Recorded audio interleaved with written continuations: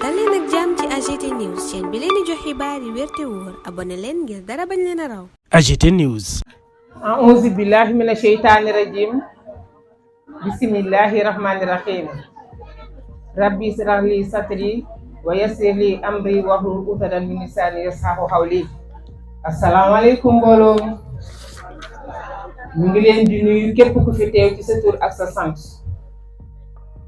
balaa may def dara nag ma nuyu ñi nga xam ne nii ñoo toog seeni gan yi toog ci podium bi. ki ci jiitu mooy monsieur le maire Assane Diop nekk premier adjoint au maire de la ville de Rufisque mu ngi nii toog.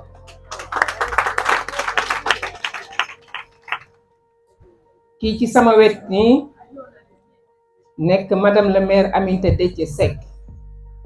nekk présidente départementale bu PASTEF. Assane Diop mooy président départemental bu PASTEF moom tamit moo ngi nii toog ci sama ndeyjoor. kii toog nii ci sama ndeyjoor tamit mu nekk Bijou Diagne ñu koy dalal di ko jaajëfal di jaajëfal délégation bi ngeen àndal yépp di jaajëfal tam képp koo xam ne nii toog na fi muy ñëw pour conférence de presse bi di kontaan di rafetlu seen teewaay. tey jii li ñu fi dajale mooy ñun dey dañu àndoon ak président Mbaye Jacques Diop depuis 81 di cheminer ak moom ci politique. yàlla def ñu ñëw ba 2012 président Macky Sall woo ko pour mu jàppale ko waaye nag ba mu demee ba xam ne yëg na boppam mu jël parti bi ne man de jigéen ñi awma ci benn problème waaye parti bi dinaa ko jënk le président Seydou Diouf. ñun nag depuis 81 ba léegi ñuy cheminer gis nañ fi ay offre yu ne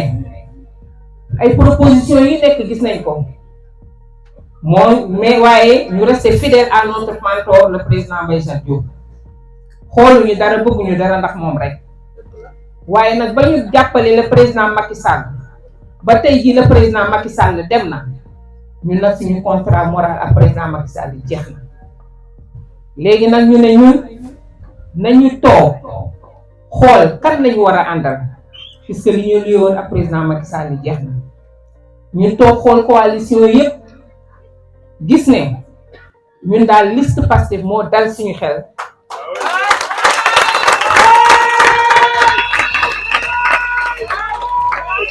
te incha allah moom lañ bëgg a jàppale. ñu concerté wu ci waxtaan ci biñ ci waxtaanee ñu woote assemblée générale ñëpp d'accord ci ñu fas yéene nag ne bés ni ki tey ñun ñëpp mag ak ndaw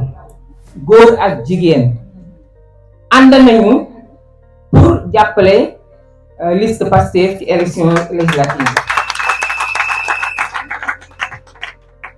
may wax ne tey jii jigéen ñi mouvement des femmes ñu ngi fi. tey jii le coordonnateur national du PPC yeble na fi. tey jii les jeunes ñu ngi fi, xale yu góor yaa ngi fi. tey jii ki nga xam ne mooy Aram Diop yeble na fi. donc instance su parti bi yépp am nañ fi ay représentants yeble nañ fi. donc monsieur les responsables du PASTEF waa PPC ñu ngi noonu ñu ñaan yàlla suñu boroom suñu ànd bi yàlla bu ci kenn rëccu dara.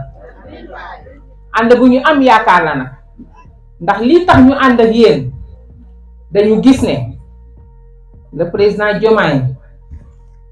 ak son premier ministre Ousmane Sonko population yi ñoo leen jox majorité fal leen avec plus de 54%. donc nag kooku nga xam ne Sénégal moom lay wóoru ñun bu fekkente ne législative bi dafa jot devoir la ñun ñu jàppale leen ñu jàppale leen ndax lan ñu jàppale ndax réew mi dal réew mi am dal d'abord ñu jàppale leen ndax mébét bi ñu am ci yóbbu Sénégal fu sore bu lay joxe une majorité écrasante à l'Assemblée nationale ñu yóbbu Sénégal fu gën a sori pour que kenn ku ci nekk ci population yi gis ci boppam te nag am nañ ci yaakaar torop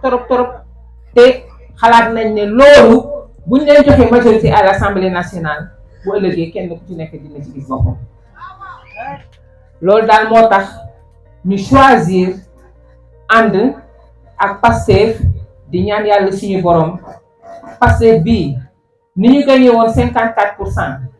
yal nañ gagné 80% jox ko majorité écrasante à l'Assemblée nationale. waaye nag may wax ne ñun ñi fi toog ñëpp nous réitérons notre ancrage dans le PPC ndax nag ñun PPC ba muy door ñun ñi ñoo ko juddu ñoo ko ngénte ñoo ko tette ñoo ko yar ba mu toll fii wante nag PPC kenn gënuñu ci légitime PPC suñu PPC la te ñun duñu mus a bàyyi PPC ndax nag PPC gii ñun moom lañu xam moom lañu am te mooy suñu lépp te fu ñuy dem tam dañuy ànd ak moom la preuve mooy gis ngeen fii lii instance yëpp ñëw nañ représenté loolu moo leen wan ne PPC ànd na ak Pastef pour jàppale que pour ñu gagner avec une majorité écrasante à l'Assemblée nationale. waaw c'est une très bonne question parce que PPC bii ñun dañu amoon contrat moral ak président Macky Sall par rapport ak président Mbaye Jacques Diop ñu gunge ko bu président Macky Sall dem bonte nag ñun am nañu droit tànn xool fii ñu neex ak fi ñu yaakaar ne foofu moo gën ci réew mi ak fi ñu yaakaar ne moo gën ci population yi pour ñu ànd ak ñoom dem ñooñu fa am na ñu fa nekk effectivement suñu secrétaire général le président Seydou Diouf moom mi ngi foofu waaye nag moom peut-être moom moo xam lan moo tax mu dem foofu loolu moom moo ko xam mais ñun li ñu gis mooy ñun dañuy ñëw ànd ak le Pastef jox ko une majorité écrasante à l'Assemblée nationale. léegi nag incha allah ci kàttanu yàlla ñu ngi commencé pour liiral leen suñu discours bi xam ne moom moo tax ñu taju tey.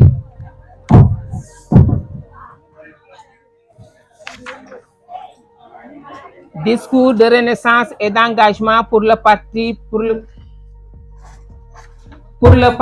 progrès et la citoyenneté PPC. C'est avec une immense joie que nous nous dressons devant cette illustre assemblée. En réalité, nous avons devant nous la vraie famille de Feu Mbaye Jacques Diop, fondateur et mentor exemplaire du Parti pour le progrès et la citoyenneté PPC. Un homme dont l'évocation juste de son nom suffit pour le présenter. C'est également un moment de prière à l'endroit de ce grand homme républicain qui, toute sa vie durant, a placé toutes ses actions au service du Sénégal et de son terroir, Rufisque. Puisse Dieu, dans sa bonté infinie, l'accueillir au centuple de ses élus. Si certains ont leur Ardennes ou leur Corrèze en France, au Sénégal, nous avons notre Rufisque. Avait-il l'habitude de dire, il poursuivait en disant, je cite, j'ai osé. Ces propos sont pour nous et nous sommes convaincus qu'ils le sont également pour vous, un socle pour tenir debout. Merci, cher mentor, pour ces vertus que vous nous avez inculquées, car, contrairement à ce qui disait la Rochefoucauld, les vertus se perdent dans les intérêts comme les fleuves se perdent dans les mers. Nous sommes restés dignes par rapport à vos enseignements. Un parti politique, c'est le respect de tous ses membres, car ceux-ci sont des porteurs de voix et agissant positivement, même à l'absence de la hiérarchie pour les intérêts des concitoyens. Un leader de parti doit faire preuve d'ouverture sincère et surtout d'intérêt pour le terroir. Servir et non se servir, tel est et restera toujours notre credo. Le PPC est désormais entre de bonnes mains, entre les mains de frères et sœurs qui ont combattu avec comme principe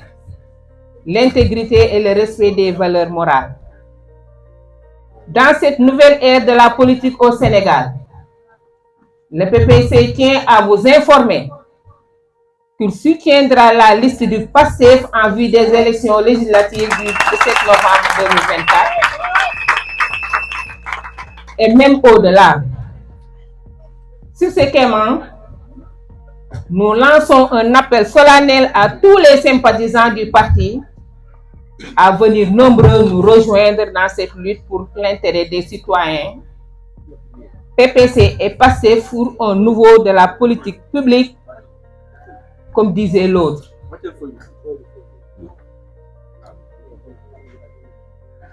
Quand on vous donne la chance de parler, ayez moins pitié à ceux qui vous écoutent. Vive la République, vive le PPC, vive le PASTEF. Nous vous remercions. AGT News. tey nag dañu fee ñëw ci turu parti PASTEF ci turu coalition PASTEF bi jëm ci élection législative yi boobu ba léegi umpale woo leen ni ñu ci bëri ñoo ngi ñëw di soutenir liste PASTEF mën naa cee tudd ay maire ku ci mel ni le maire de la ville docteur Omar Cissé, le maire du Nord maître Assane Kassé, le maire de Sendou Arouna Ndoye, le maire de Diamniadio ak le maire de Yène Mass Meng ak lu mat 25 alliés partis et mouvements ñu ci bëri ñëw nañ soutenir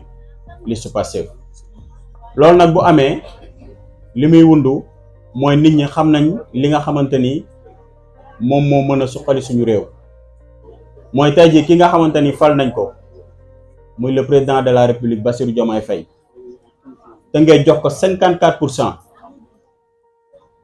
tey mu retourné delloo Tëngéej à travers son premier ministre investir 5 députés sur la liste nationale ak liste départementale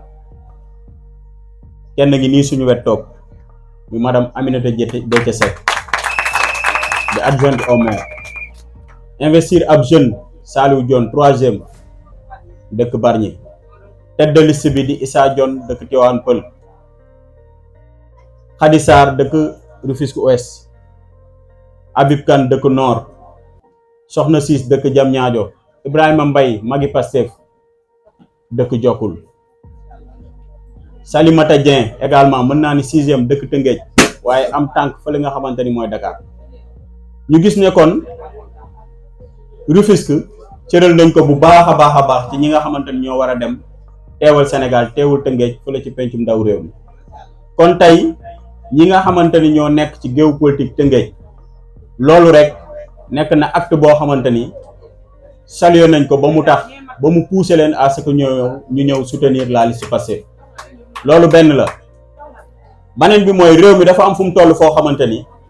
kii nga xamante ni mooy président de la République dañu ko jox oto ci misaal ci élection yi ñu jëm waaye joxaguñ ko caabi ji nag mooy jox ko une majorité confortable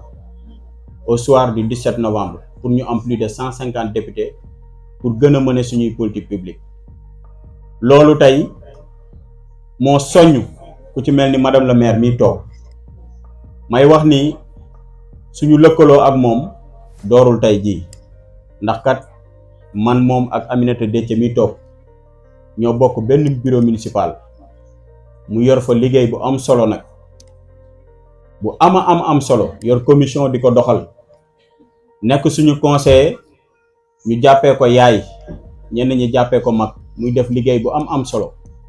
Tëngéej kese ñor ko képp ku dëkk Tëngéej rek souhaité nga liggéey ak jëmm ju mel nii. kon tey nag man maa njëkk a sant yàlla ndax yàgg na lu mu xewle lu jëm ci anniversaire Mbaye Jacques Diop ñu koy ñaanal bu baax a baax di ñaan yàlla suuf oyof ci kawam saa yu ko xewlee daf ñu yónnee invitation ñu def délégation dem fa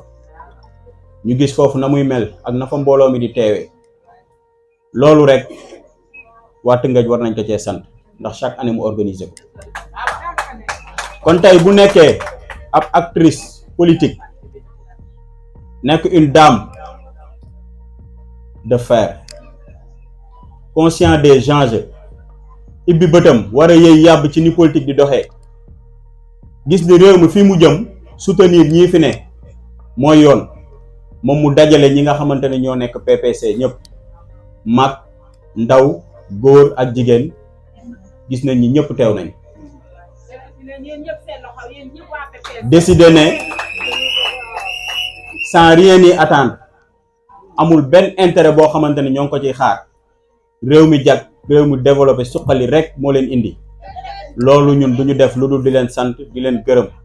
di leen remercier ci jàppale bi nga xamante ni ñëw nañ di ko jàppale liste Pastef bu ko defee président de la république mën a am majorité mën a teg réew mi sur les rails du développement pour un Sénégal juste et prospère ancré dans des valeurs fortes. Madame la maire ñoo ngi lay accueillir tàllal la suñuy loxo di la wax ni yàlla bu cat dugg ci ànd bi nga ñëw ànd ak ñun Aminata Seck moo ngi ni toog ànd ak jigéen ñi man mën naa ni ma teewal fii góor ñi dinañ la tàllal loxo àndandoog yow di liggéey d'une manière sincère ba li nga xamante ni moom la ñu bëgg ñu mën koo am bul ci am dara looy tiit foo ñu woo dinañ fa ñëw lépp loo xamante ni ñoom dinañ ko def dinañ la ci oo te yàlla bu suñu collaboration yam fii daje bi yàlla nañ ci gis ay ngëneel te mu jariñu ñun ñëpp jariñ képp koo xamante ni Tëngéej ngay yeewoo di leen gërëm di leen sant salaamaaleykum wa rahmatullah. AGT News. dal leen ak jàmm ci AGT News chaîne bi leen di jox xibaar yi wér te wóor abonné leen ngir dara bañ leen a raw.